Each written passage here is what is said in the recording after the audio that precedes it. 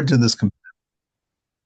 Okay, welcome to Faith and Calm, class number 242. And we're going to continue to talk a little bit because I think it's an important topic because so many people feel distressed and alienated and all by themselves and fighting and lifting the entire world and so forth. And I think this topic is really relevant for all of us who, at one point or time, feel that way. Sometimes more often, sometimes less. Depends on your situation. So I'm going to start it out with a story. Um, there's a famous musician. His name is Peter Himmelman. And Peter Himmelman was a rock and roll guy. And he now is a religious Jew. And he started coming to Simon Jacobson's classes. And he actually I didn't know this. Peter Himmelman is actually the son-in-law of Bob Dylan. So another famous Jewish musician. So Peter came and he was invited to Simon's house, and he comes to Simon's house, and there he sees on the wall a picture of the Lubavitcher Rebbe. And he goes, "Who's that?" And Simon goes, "That's the Lubavitcher Rebbe." And he goes, "Why do you have his picture on the wall?" He was a real cynical kind of, skeptical kind of guy. So Simon says, many people have pictures of people who they admire and their family members on the wall. And then we consider the Rebbe a family member and our leader. And so we have his picture on the wall. He goes, he's not buying any of this. So he says, "I suppose you think that your Rebbe can fly through the air." So Simon says, I never really thought about it. I wouldn't know. But let me tell you that for the Rebbe, walking on the ground is just as miraculous as flying through the air. And what the point of the story is as follows. He says that for people who see reality as what it really is, they realize that, that God is not just found in big events and important, inspiring times, but in the day-to-day, simple day-to-day activities that happen to you. And there, too, is just as much, even in the darker places sometimes, it's just as much an experience of godliness. It's not only when you are all excited and so forth. It's also just simple day-to-day activities. It's actually, the Rebbe once brought this home. He talked about there's the Rambam. The Rambam wrote the Mishnah Torah, and he explains all of the Jewish laws, not just the ones that are relevant to today. And in the discussion about Yom Kippur, of course, he talks about the whole service of the Kohen Gadol and how he used to go into the Holy of Holies. And there in the Holy of Holies, he was the only one there. Even angels were not allowed to be in there. And, he was, he was a one-on-one with God, and it happened only once a year, and et cetera, et cetera. And then Rebbe points out that after this whole description of the service on Yom Kippur, it says that when the Kohen Gadol finished and did all his bathings and so forth, he has to go home to his house, to his family. And the Rebbe said, "That's very strange. I mean, why do you have to put that in as a law, as a halacha, that he has to go home? I mean, maybe he would want to stay there for a while longer. Maybe go to the bowling. Maybe he'll have a pizza. It was a long day, big service and so forth. Maybe he'll sit and learn a little bit in the beis medrash. No, he has to go home. He has to go home. It's a law. It's a law. It's a halacha. He has to go home." So that pointed out is teaching you a very important thing. Because when you go home, what's going to happen? His wife are going to say, "You haven't been home for 7 days. The kids need a bath. The trash has been piling up. You got to take out the trash. You've been living in this la la land. The whole Jewish people are all worshiping, and not worshiping you, but expecting you. He might think, you're thinking like you're like some elevated big shot or something like that. Let me bring you back home." Domestic life is very, very domestic. If you could say anything about it. And you know what? That's just as much as flying in the air, is walking on the ground, is living living day to day in your house. And you can bring godliness in that situation too. In fact, that's the real test of whether you've internalized and you've made the Yiddishkeit part of who you're supposed to be. They tell a story I think it's who tells the story? I forgot now. Pinchas Koretz, maybe. He tells the story of a Jewish innkeeper, an old Kremetche, they called it in Russian, Polish, and that means an inn where they served. The Jews weren't allowed to be farmers. They had a lot of laws on what they couldn't do and so forth. So many Jews became, the local, Holiday Inn or whatever, Ramada Inn. There was a bar there. They could drink and they could sleep and they could whatever, and so forth. And that was a very common thing in that area for Jews to have that kind of a business. The people there were very God fearing, but not necessarily very learned. There happened to be one guy who had this Kremetche, and one time he got a letter and he didn't even know how to read. So happened to be that a traveling teacher happened to come through. He says, I got this letter a few days and I'm very curious what it says inside of it. And the guy started reading the letter. And the person who was just reading, and all of a sudden he looks over and he sees that the owner of the innkeep has collapsed and has fainted. Why? Because the letter's content was that the father of the person who owned the inn, the Kremetche, passed away. And he was very connected to his father. And the shock of the story made him, faint. And the rabbi asked the question. He said, how come the guy who was actually reading the letter, who understood what it was saying, it didn't affect him? But the guy who was being read to, he was very affected. He says, and the answer is very simple. The answer is that the person was reading it. It was just an intellectual activity. It was just a nice idea. It was an interesting idea, but it didn't affect him. He didn't internalize it. He didn't take it to heart.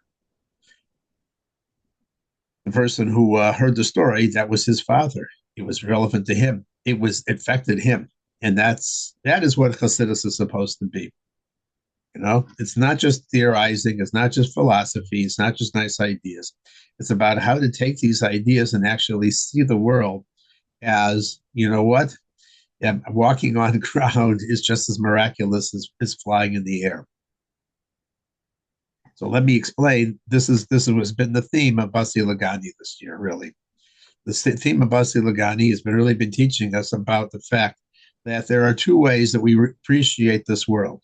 One is we can say there's a world and there's God, and sometimes he affects it and sometimes he doesn't, but I am different. I am alone. I am fundamentally apart from him.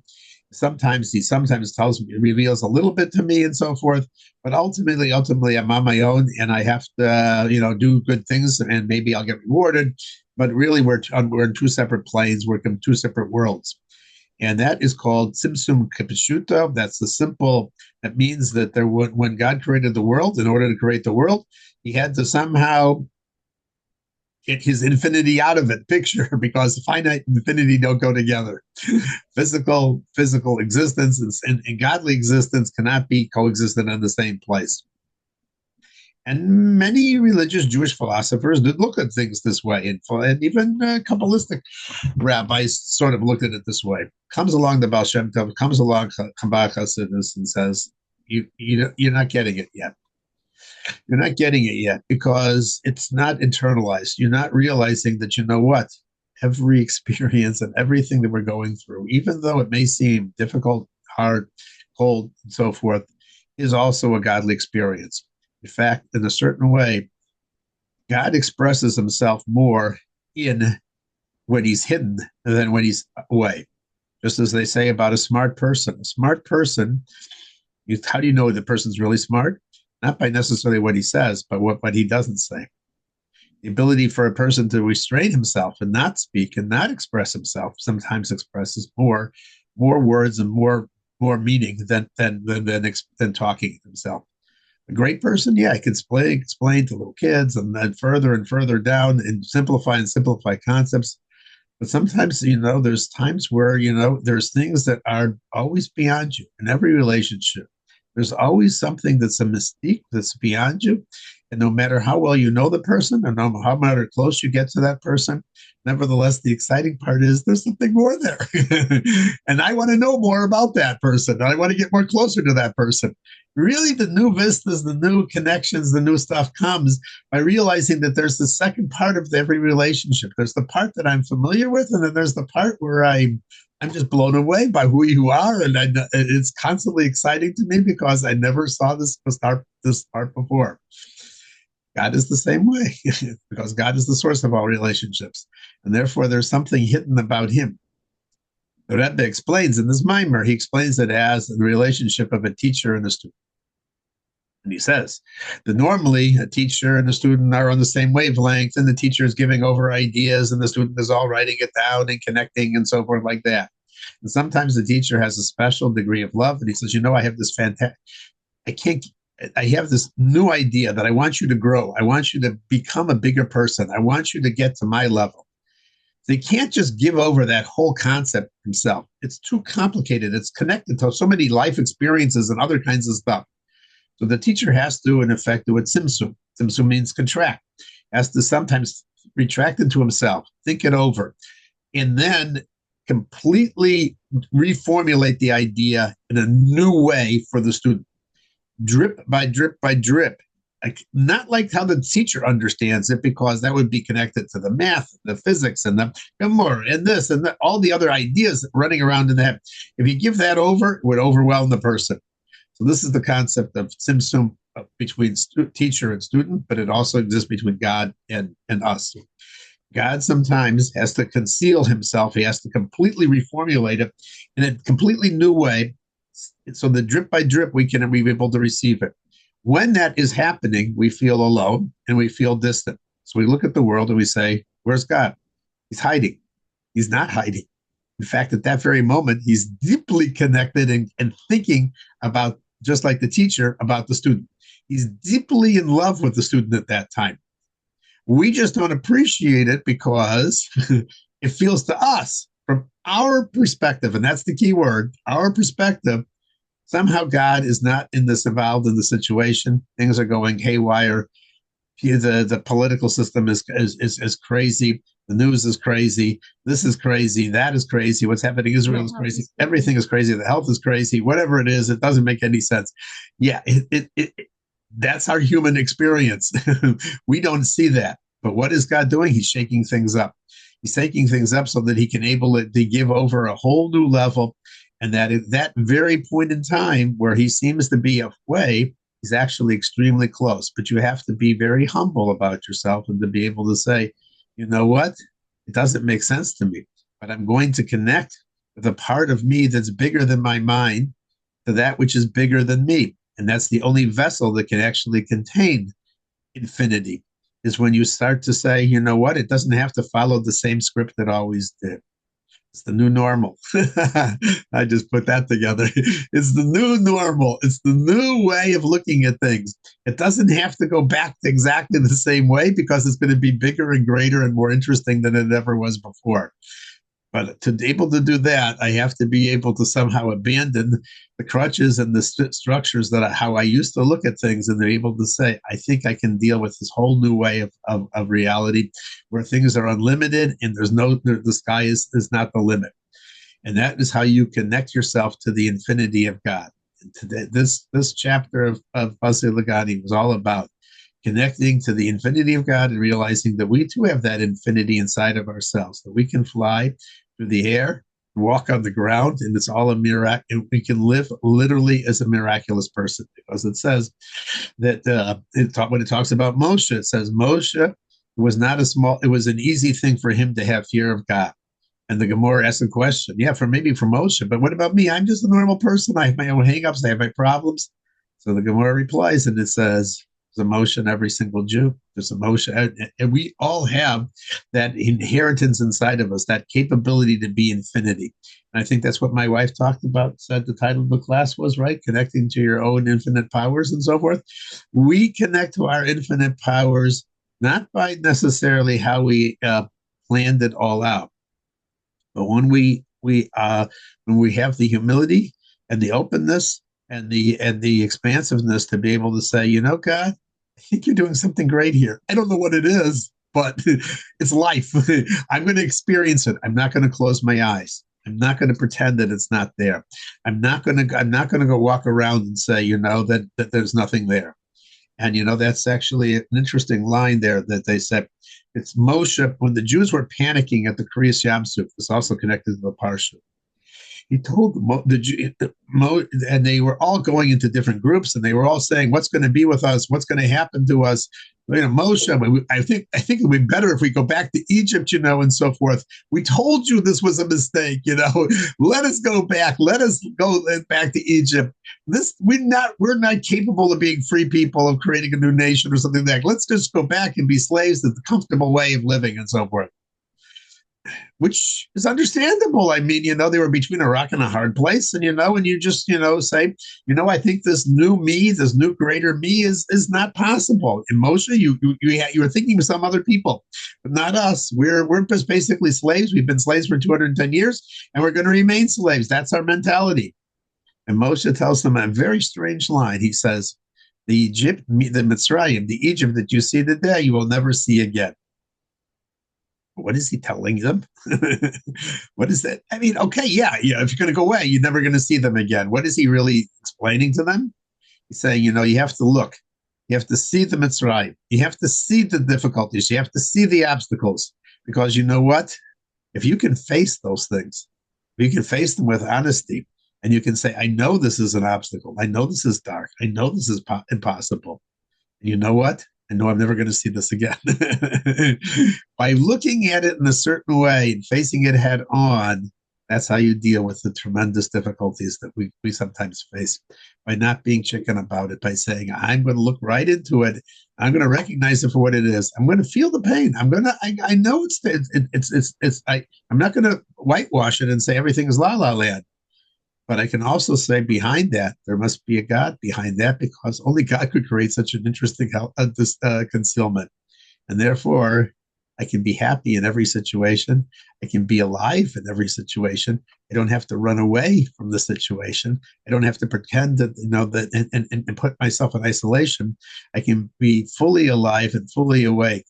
And that is what life is all about. It's being about involved and connected in the good things and in the difficult things in life. And that is what a chassid is supposed to be. And that's why, you see chassidim, and they were happy even in the gulag and in the camps and in the Holocaust.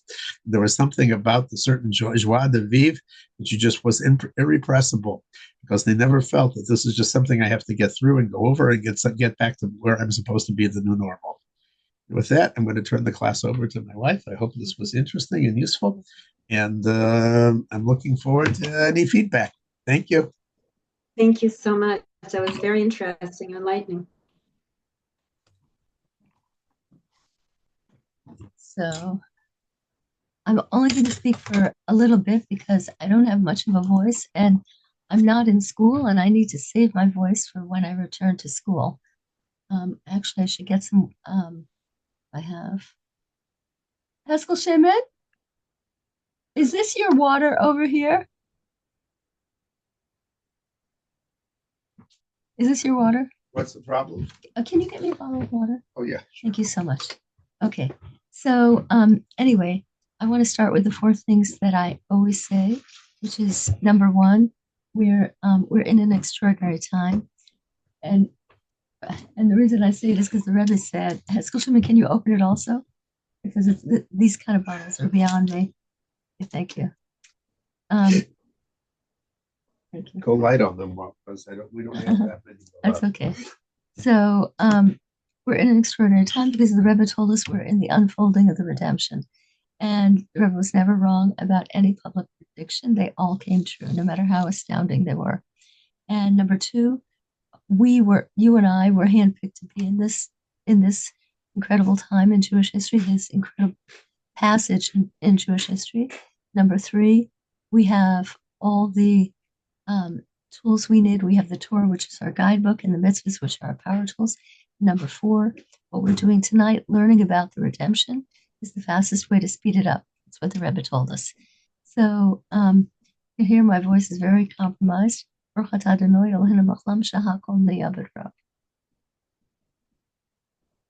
So I'm going to be brief. And I want to say, like Haskell Shimon said, to pick up where he left off, that somehow you look into adversity, and we have to remember that the Rebbe said that, it used to be a prohibition. It's an amazing thing that the Rebbe said. It used to be a prohibition for a Jew to fill their mouth with laughter. It used to be a prohibition because we don't have the Beis Hamikdash, and we're in exile. We're not in our land. Even if you live in Israel, you're still in exile because it's not a Jewish, it's a place where Jews live, but it's not run according to Torah law. And so until we have the full 9 yards, Israel is in exile. So so the Rebbe said, not the Rebbe, it's a Jewish law it's forbidden until until until we get to the redemption.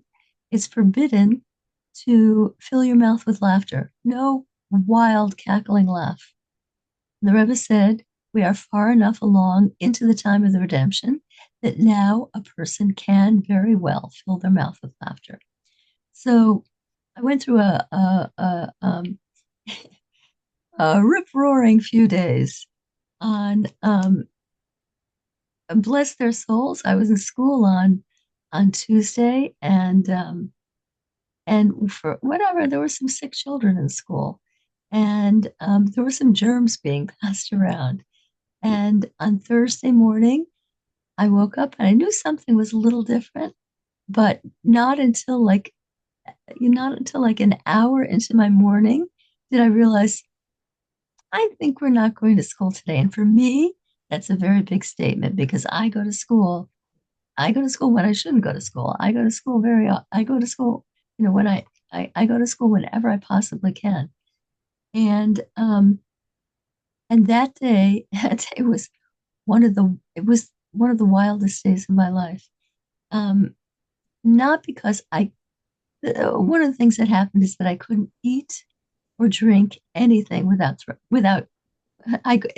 it staying down. It wouldn't stay down. Not food and not water. Even water came back up. And but that wasn't the weird thing. Um, the weird thing was that my body was in a state of shock. I, I could do things. I could get off the couch. I could do what I needed to do if I had to do it. But I was in an altered state of being, which I have never been in before. It was quite amazing, and it was almost certainly what do you call it uh, um, what is it called, the common name? It's uh, influenza A. It was almost certainly influenza A because I had a very strong suspicion of who I got it from, who I was exposed to, who was quite sick, and I called this child's mother, and I called, I was exposed on Tuesday, and I called this child's mother on Thursday, and I said, "What does he have?" And she said, "Influenza A." And she said, "Ask for Tamiflu." And and and I made an appointment. I got an appointment for the next day. Thank God, through the help of a friend. And but that day I didn't recognize who I was. I couldn't wait to feel bad. I couldn't wait to feel like a normal sick person. I didn't know where this state would end up. And and there were various other stages throughout this illness. And how to, I could be a lunatic, but I'm telling you that the way I got out of each stage was to laugh hysterically. I remember the Rebbe said, "Fill your mouth with laughter." So I sat there, because it's all good. It's all from Hashem. So why shouldn't I laugh? And each time, I was ratcheted into a better situation, a better situation, a better situation. Until, thank God, except for my voice and a slight temperature, um, and maybe there's whatever, a slight reaction to the Tamiflu. I'm doing so much better. It's incredible. So anyway, uh, that's my way of looking into disaster, seeing this is Hashem, and then and then and then and then and by laughing, showing, Hashem, this is as much you as the hugs I get from you. This is you, and I'm here with you. So anyway, I want to. I'm not going to talk a lot because it's a crime to use my voice right now. But the night can't go by without saying that that Shabbos was the 10th of Tishrei. No, not the 10th of Tishrei, the 10th of Shvat, which was the date of the passing of the Rebbe before this, the Frierdiker Rebbe. And the Frierdiker Rebbe was remarkable. He loved Jewish people so much. He loved Jewish children so much. He was thrown in prison 7 times, beaten brutally, thrown down an iron stairway. He opened more than 400 secret Jewish schools in Russia when it was completely allowed, even for 10 Jews to meet in a room, or not even 10 Jews, even for a few Jews to meet for a not religious meeting. Everything was forbidden. Jewish marriage was forbidden. Everything was forbidden. And yet he knew that if we don't have Jewish schools, Judaism will be completely forgotten from the Jewish people. So after he made it out of Russia, and he made it out of war-torn Europe, and he arrived on the shores of America, and he was told, what you did was amazing. But I just want to warn you, you can't do it here. You just can't do it here. America is different. Nothing's going to work in America. In America, nobody's interested. They have money, they have whatever they can do. And the Jews themselves, they're just not interested. It's not, I'm sorry, Rebbe, Frierdiker Rebbe, well, he was the Rebbe then. I'm sorry, but it's just not going to work here. Now, the Rebbe he already had MS. He had been, brutalized those times he was in prison and suffered tremendously from it. A broken man in body, but not a broken man in spirit. And he turned and he said to that person, America is nicht anders. America is not different. We'll see. And he started immediately setting up Jewish schools. When the Rebbe took over from him 10 years later in 1950, the Rebbe did the same. And the Rebbe started our school in the school that I teach at, Shiloh House, and schools across America. And the Rebbe had a mission, right? He had Hasidim. There was a small group of Hasidim back then, but the Rebbe wants the whole world. He wants Jews all over the world. He even wants not-Jews all over the world to know what Hashem is all about. And so the Rebbe had to think, okay, I have a Hasidim, and I give them my sichas, and they listen so nicely. But what about everybody else? And so the Rebbe came up with an incredible campaign. And he came up with 10 mitzvah campaigns. He came up with 10 different mitzvahs that any Jew can do, no matter how. 208-1796. Sorry.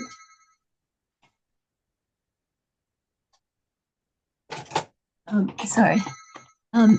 He came up with 10 mitzvahs that anybody could do, any Jew can do without any knowledge. Putting on tefillin, if somebody puts it on for you, you don't have to have any knowledge. Putting up a mezuzah, you just have to have a hammer. And he said, this is how we're going to spread Judaism. But he also needed not just 10 mitzvah campaigns, he needed an army. So instead of Hasidim, he decided my Hasidim are going to be an army now. And the Hasidim, Baruch Hashem, I became a Hasid, but the Hasidim became his army. And what did this army accomplish? Not only America, not only is there Chabad all over, there's Chabad all over the world. Chabad, after we couldn't see the Rebbe anymore, after is now the largest growing Jewish movement in the world. And it's because there is no after for the Rebbe. The Rebbe is with us now more powerfully than when we could see him. So, so anyway, okay. And we have to know that Hashem didn't just empower the Rebbe. The Rebbe told us on the night of Yud Shvat in 1950, he told us who we are. Not just, he didn't tell us who he is. He told us who we are. He said, we are, I'm gonna boil it down.